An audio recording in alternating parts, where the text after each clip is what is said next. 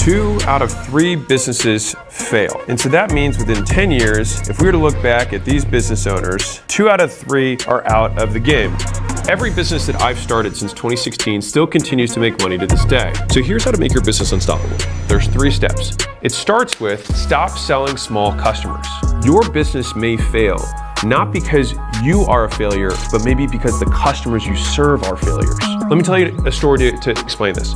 So there was a small gym CRM back in the day that approached me about investing. I asked them what their churn was. So what percentage of customers were leaving between last month and this month? And their answer surprised me. It was a much higher percentage than I expected because I thought a CRM, they're processing their payments through here, they have all their memberships in there, like this should be a very sticky product. And I said, so where is the churn coming from? And they said, oh, well, about 1/3 of the gyms go out of business every year. And I was like, wow, wait a second. So this has nothing to do with how good your product or service was. These businesses in and of themselves just stopped being in business. The formal language for that is called structural churn. It means it's baked into the structure of the market that you serve. Now the question is that your choice to pursue that market? And the answer is yes. A lot of business owners struggle in the business and they look at everything except for the most important thing, which is they messed up the pick. Chick-fil-A's head of people gives a great example of this when they talk about actually talent selection, but I think the parallel holds. They said most people lose in the NBA in the championships and wonder what they did wrong in the game, when in reality they lost in the draft, as in they didn't have the right people on the team. And so if you think about your business as an ecosystem, the right people on the team has to be all the stakeholders, including the customers. And so if you're thinking about your own business, there are many business models that simply aren't fit for smaller customers. And so I'll give you a different example. In the agency world, where you do some sort of advertising for any type of business, if you look at some of the biggest ad agencies in the world, you'll notice a common theme. They all serve the biggest customers in the world. Whereas if it were true that agencies would be best served serving small customers, then some of the biggest agencies would serve some of the smallest customers. But that's not reality. In looking at this, it means that just like the CRM business, and that's arguably one of the stickiest businesses you could possibly imagine, the agencies could not keep churn down with small business owners because small business owners in and of themselves are volatile. Let me give you a visual. So let's imagine this is kind of representing the ebbs and flows of the revenue of a small business. Now, let's say they decide to work with you here. They say, you know what, we're gonna sign up with you and you get paid. Now, maybe you start advertising the business and then the next month they make a little bit more money. Hooray, everyone's happy. Now, the next month, the normal volatility occurs, or maybe because you sent them more customers than they could handle, they say, hey, maybe we need to ease off a little bit. And all of a sudden they think to themselves, wait a second, I'm back in the same position I was before. But now I've got still more customers than I had before that, and now, you know what, I'm actually making less money the next month. And so what happens here? They become one of these for you. They cancel, right? This is the point of cancellation.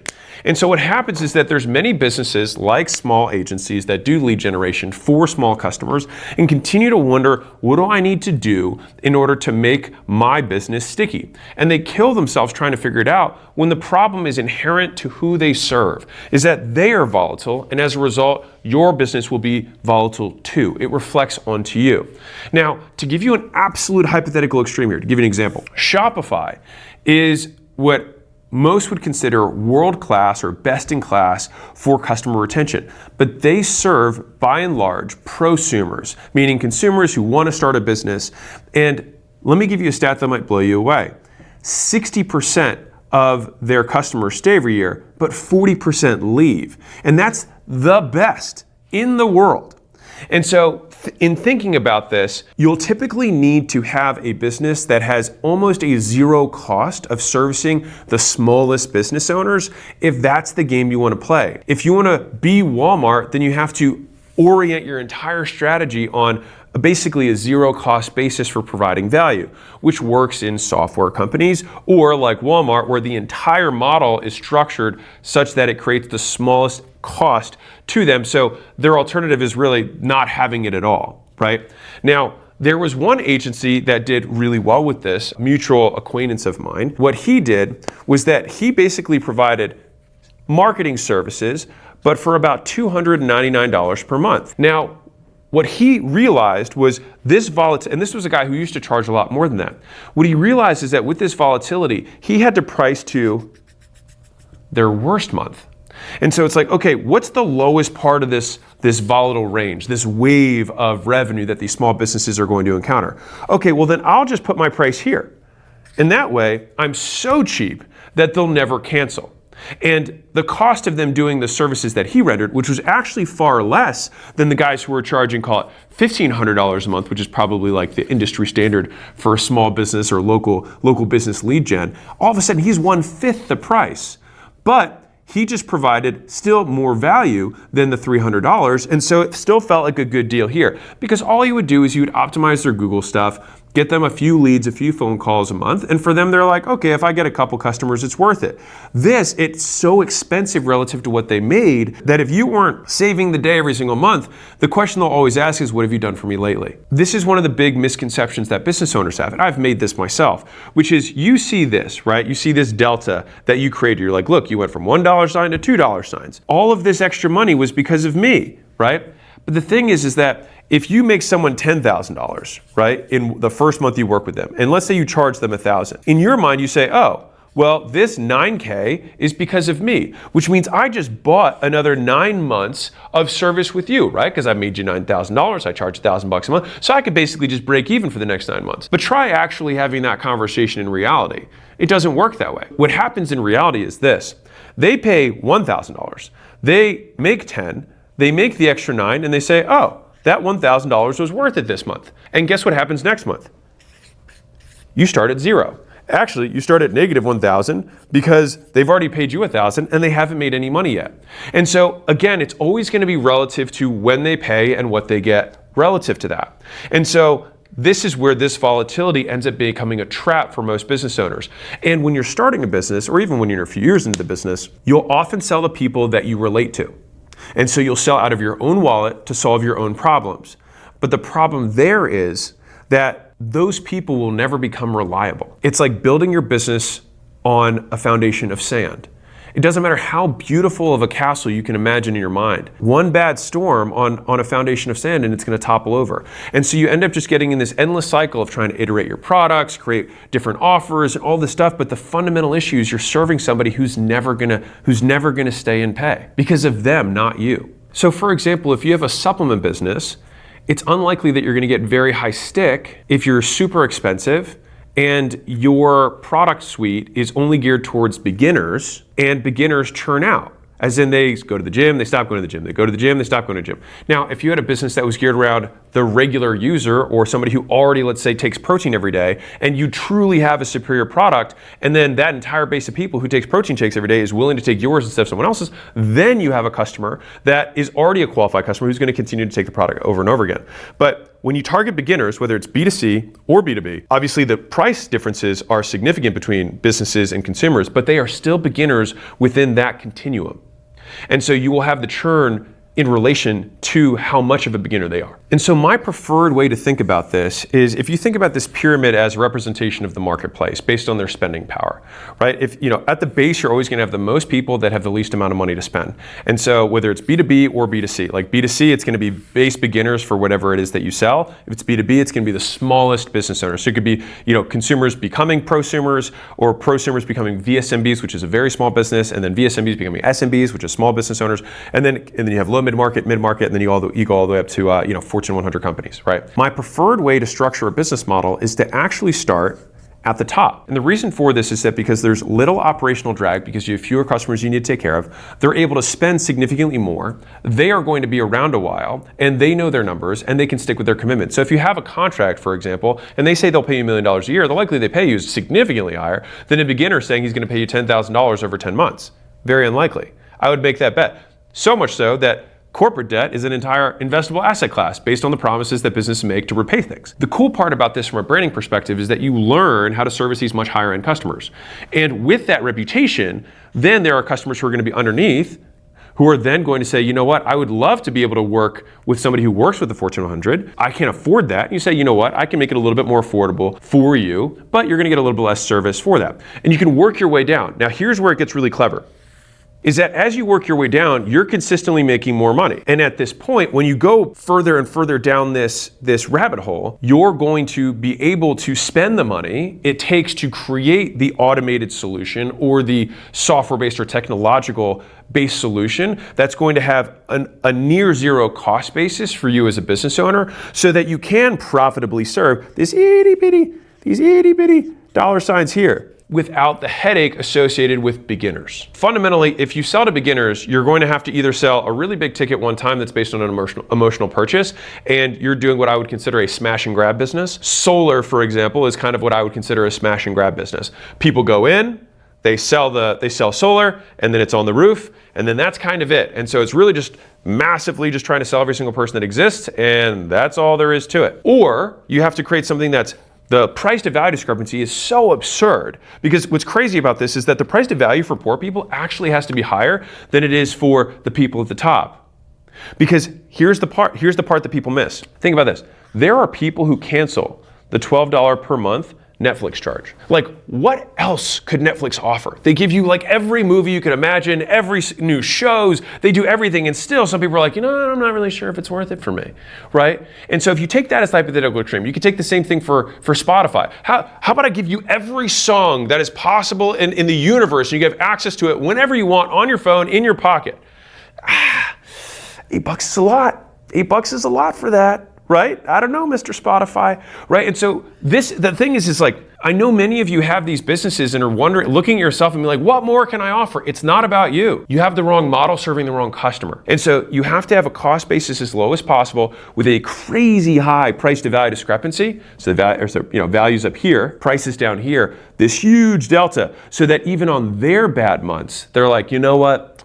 Even though I lost my job, structural churn, I'm still willing to pay the $12 for Netflix. And so I talk about this at length in the $100 Million Offers book. And I have this really good visual that I want to show you. This is how crazy it is. The thing you sell doesn't even need to materially change in order to make it ready and available for the highest end customers. All right.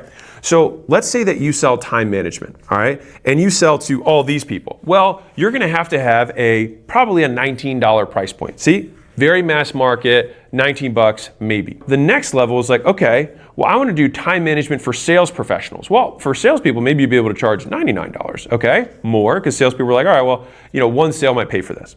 Now, what if you then go up to time management for outbound B2B sales? So this isn't just people selling memberships or car washes or cleaning services. This is now people selling, let's say, enterprise software, where they're making $2,000 a sale in commissions or whatever. So for them to pay $500, basically it's a quarter of one sale. So they're willing to do that.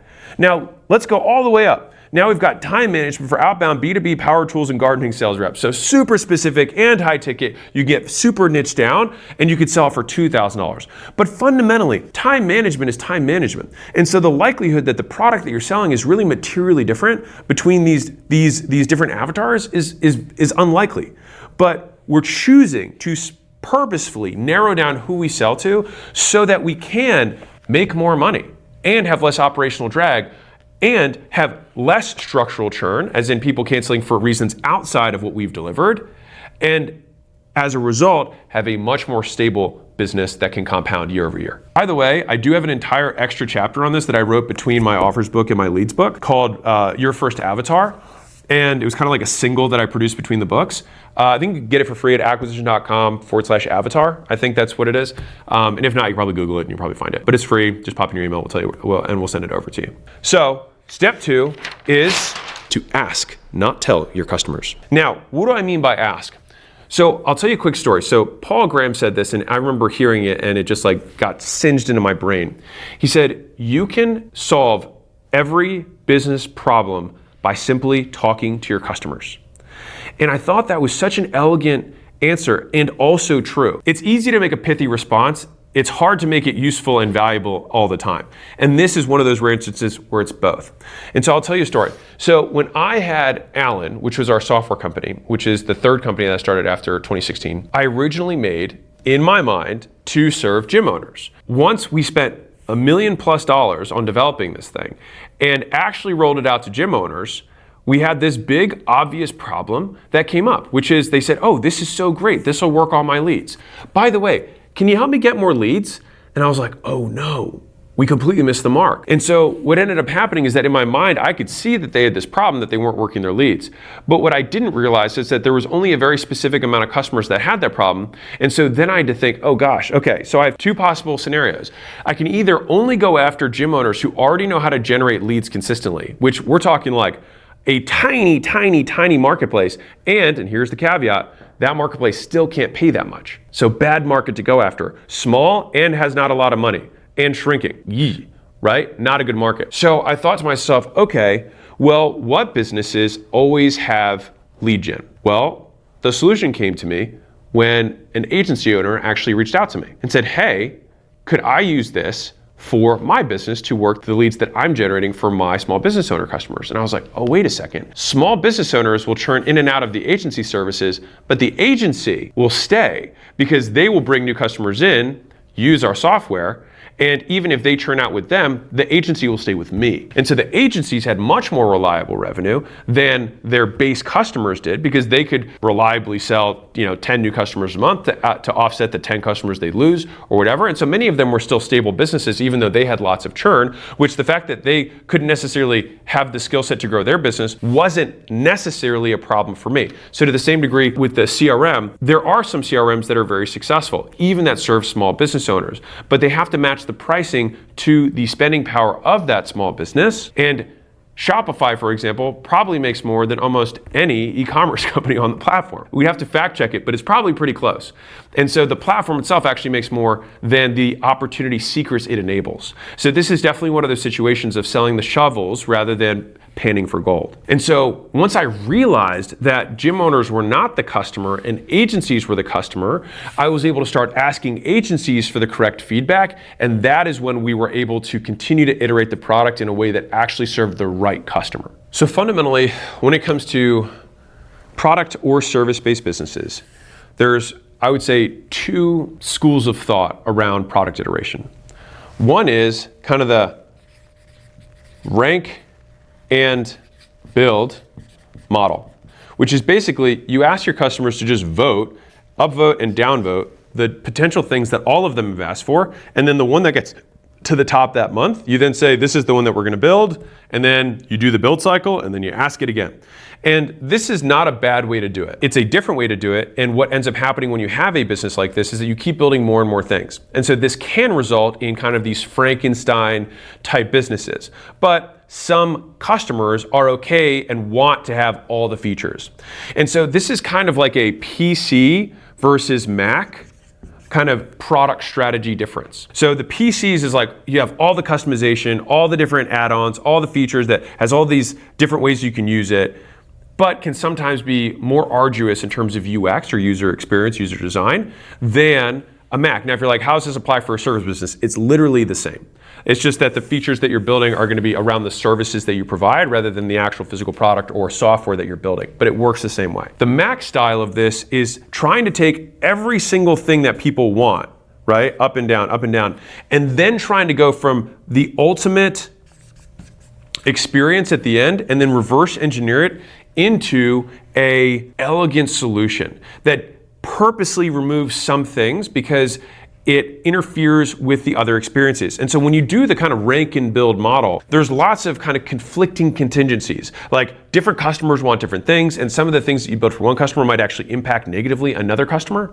And so when you do that, all of a sudden you can lose. Now here, the downside is you're not going to be able to serve all the needs of every customer because some of those specific, if you're really specific about stuff, then you might want to have one of these solutions. And so basically the customer base that buys Mac stuff is unsurprisingly different than the customer base that buys PC stuff. And so for example, at Skool, our product strategy is much more based on this, which is how do we create the most elegant, simplest solution so that we can help people who are starting out build a business online. And so if we have all of this customization and things like that, you might serve somebody who's like, I want a white label, I want a whatever, right? Now to be clear, these businesses can obviously still get wildly big and successful.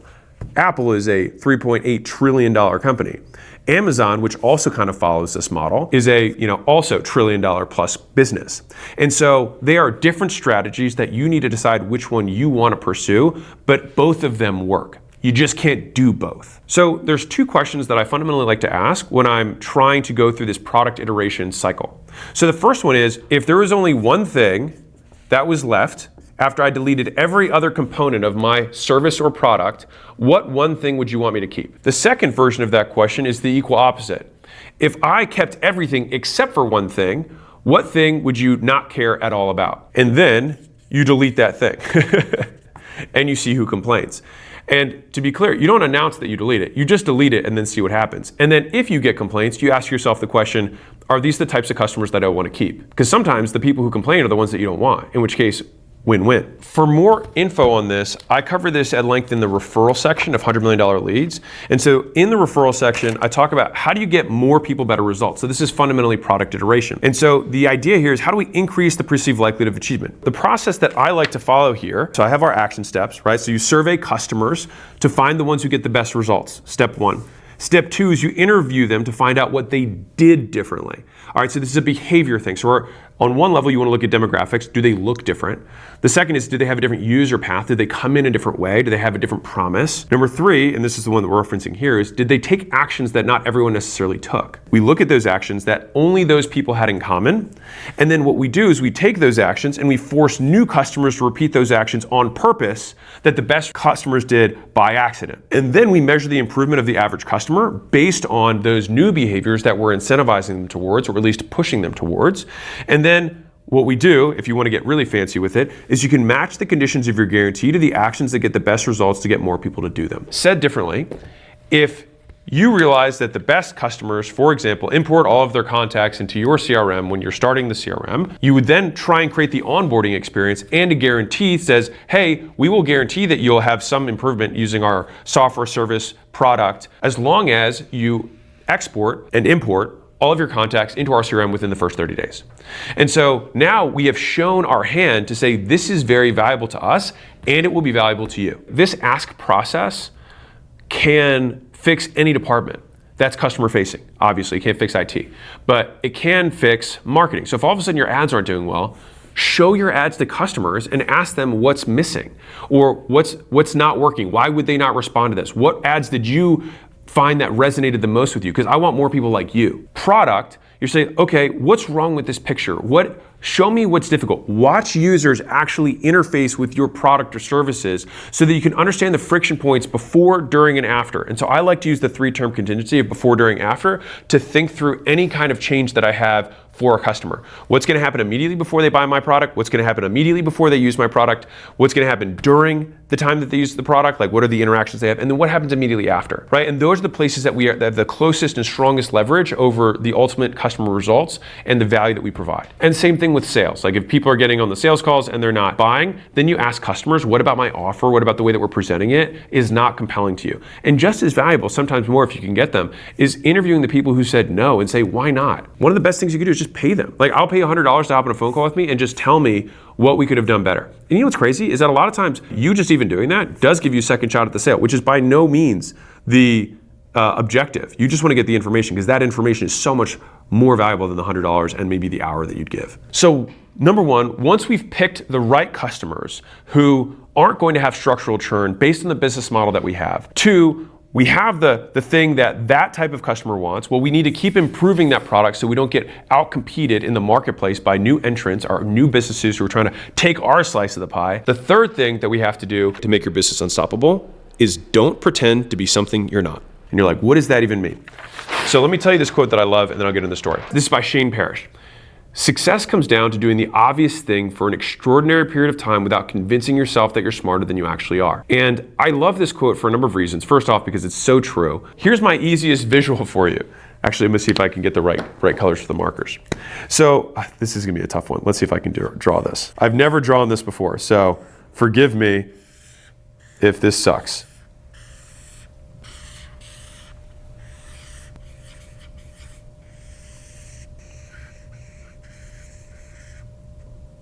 Oops, fucked that up.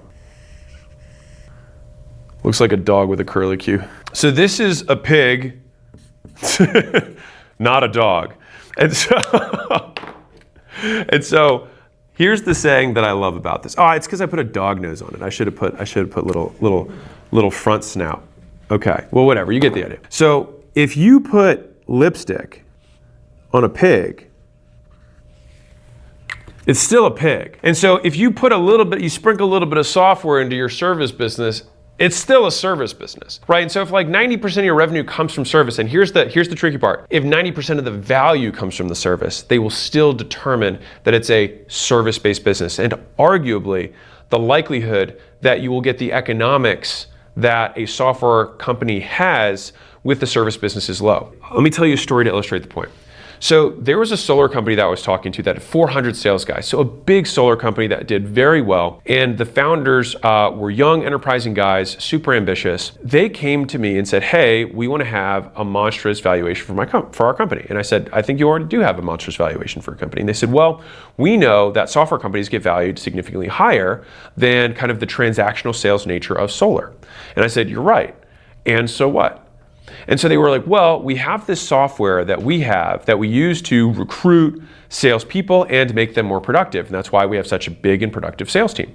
And so what we were thinking about was taking that software and then licensing it to other solar companies. And I told them that I thought that was a terrible idea. Now, why would I say something like that?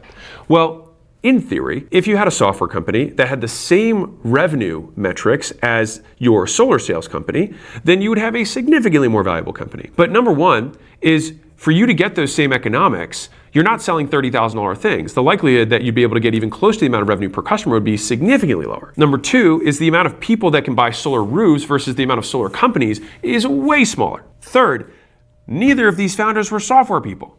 And so what they wanted to do was kind of like pretend to be software and just say like, oh, we'll just sell some people into this thing and then we're gonna get a software multiple on the entirety of our revenue. That's not how it works. You have to remember that the person who's writing a $100, $200, $500 billion check is smart enough to have a $100, $200, or $1 billion to spend. They know the difference between a solar company and a software company. Software companies and companies that get extraordinarily high multiples don't get high multiples because of the name or the label that's associated with them. They get those extraordinarily high multiples because of the nature of the revenue and the quality of the revenue that they have and the potential for gross profit in the future. And so if you have a service-based business that has the exact same economics as a software company, you will get software-like multiples and enterprise value. You want to solve for the things that matter, which is you want to solve for revenue retention. You want to solve for incremental margin. You want to solve for logo retention, meaning number of businesses that are staying on your platform or on your inside of your business. You want to solve for being able to onboard low value people to be able to provide high value services, right? So this is where like a tech-enabled service can be more valuable than a traditional service, because a tech-enabled service might be able to take one person and have them serve 50 customers rather than one person and have them serve 5. But it's not because it's tech-enabled, it's because you have now 10x'd the value that any individual employee can provide and lowered the skill barrier for somebody to provide that value. And so that translates into higher gross margins, lower cost of acquiring talent, and higher percentage of customers that stay every year, which means that the business will compound year over year over year.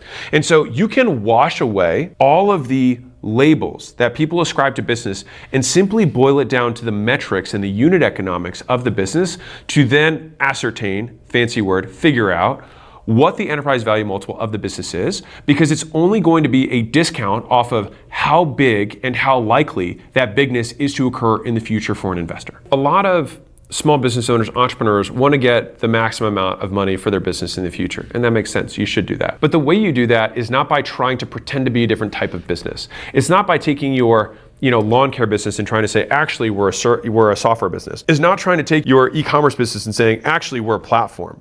It doesn't work that way. It all boils down to the actual math. And so the easiest analogy is if you think about your business as a pig, and this is the world's ugliest pig, if you put lipstick on the pig, it's still a pig. And so if you put lipstick or you sprinkle some software on your lawn care business or your local service business, it's still a local service business. And one of the mistakes that I honestly see all the time is where people will take their service, say, I'll give you the service for free if you use the software, but here's the problem. The revenue will look just like service revenue. And so just because you bill through a software system, if you still have the same churn as a service business and the same margins as a service business, then they will still value you like a service business. You'll get valued based on a multiple of bottom line, which is fine. It's just not going to be a top line multiple or some big number on top of that, because that's not the nature of the business you're in. And that's okay. So I think just leaning into who you are and what your business really is, rather than wasting a tremendous amount of time trying to be something you're not, would serve a huge percentage of business owners. They think because the grass is greener on the software side, man, they're getting 10x value multiples. Well, do you know how hard it is to get 80% of people to stick on a software and do it in a way where you're making that kind of money, but it's at $50 a month instead of $5,000 a month? Well, they kind of, in some ways, it's like they kind of deserve it, right? Like all of a sudden, it's like it's really hard to get 5,000 customers to pay $1,000 a month for B2B software. Really tough. But is it nearly as hard to do some sort of service at that level? Probably not.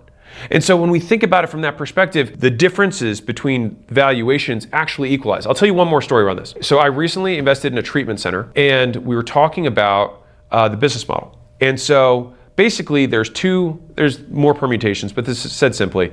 There's two kind of models in the treatment world. So model one is you stick with primarily insurance, and you get people to, the insurance companies send you people who need to, come off addictions, detox, et cetera, and you get paid a fixed kind of rate per day based on the insurance that the person comes in with. The second type of company is more, private insurance and cash pay, where people are just paying out of pocket, or they're paying with, I would say premium insurances, where they could pay somewhere in the neighborhood of like $3,000 a day. So way more money per day than maybe the insurance-based detox business, for example. Now, which business do you think gets higher multiples? The insurance-based one, because the likelihood that the insurance pays is high, and the likelihood that you're going to keep getting customers from those insurance or Medicare companies, things like that, is high. And so it becomes a reliable business, but the margins are lower, and you have to deal with more volume. Now, on the alternative side, on the cash pay side, you might have, call it half the enterprise multiple value. So instead of getting a 10x, maybe you get a 5 or 6x on the value of the business in terms of bottom line. But if you can charge 2 or 3 times more, return on effort might actually be the same or even better in the cash pay. I make this point to say, you don't want to try and build for some label that you think someone's going to ascribe to you. You just want to build for the ultimate enterprise value, which may just be doing better with the thing you have, which is more times than not the right move. Which is why I'll re-say this quote that I said at the beginning, which is, success comes down to doing the obvious thing, continuing to build your business for an extraordinary period of time, much longer than you think, without convincing yourself that you're smarter than you are, without actually changing the label of your business, trying to pretend to be a software company, trying to pretend to be a platform, trying to pretend to be tech-enabled. Just do what you do, and do it well, and do it for a long time. And it always takes longer, costs more, and is harder than you expect it to be. But it's the expectation that was the problem, not your plan. So now that we have the base, we have the right customers for the model that we're in, we have a way to iterate our products that we stay ahead of the market, and we have the discipline to continue to double down on the model we have rather than try and ascribe some crazy label, make some reinvestments into things that aren't going to actually serve us. Once we have that base, then you can watch this next video on how to make so much money it should feel legal.